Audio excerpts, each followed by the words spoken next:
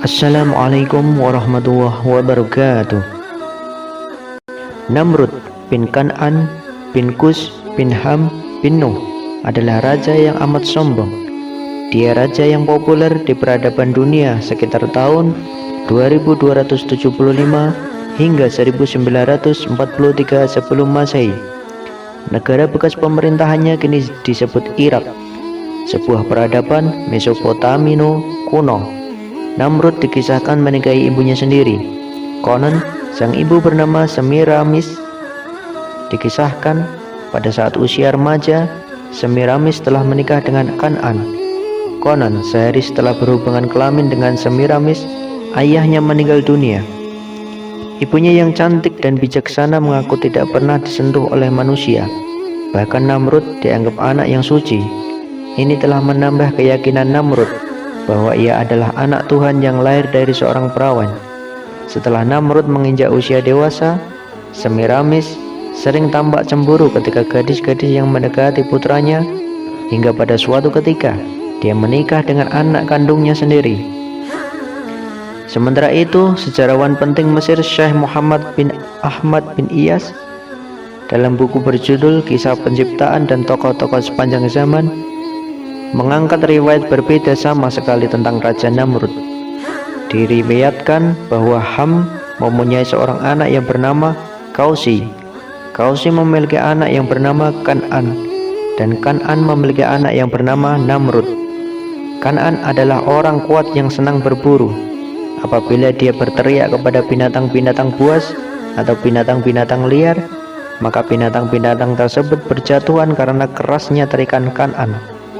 Dia menikah dengan seorang wanita yang kemudian mengandung Namrud.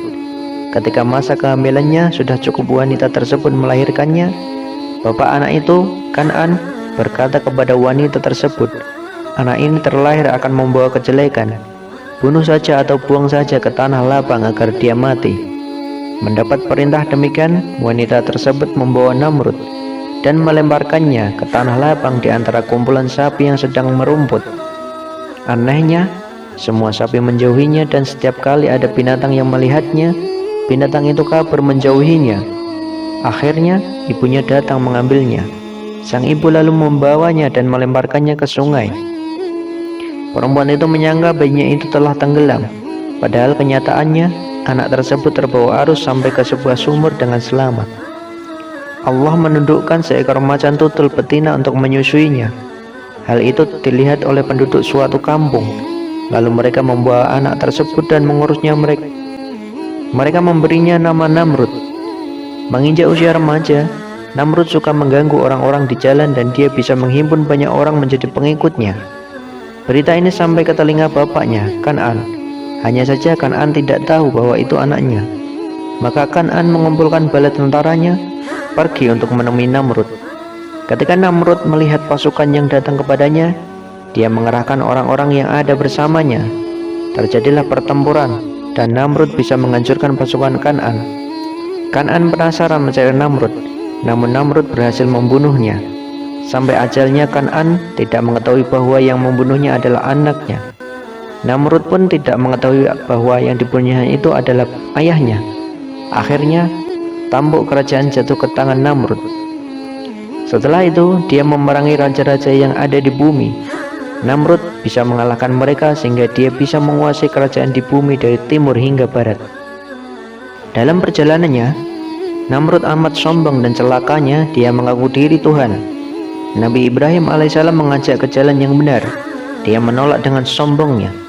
Nabi Ibrahim merusak memenggal leher 72 patung yang dituhankan Namrud dan rakyatnya. Namrud marah dan menjatuhkan hukum membakar kepada Nabi Ibrahim alaihissalam. Nabi Ibrahim tidak mempan dibakar. Allah menjadikan api dingin bagi Ibrahim.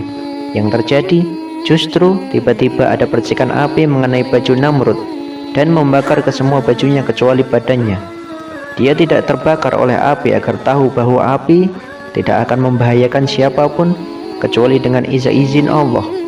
Tetapi semua itu tidak dijadikan bahan pelajaran oleh Namrud.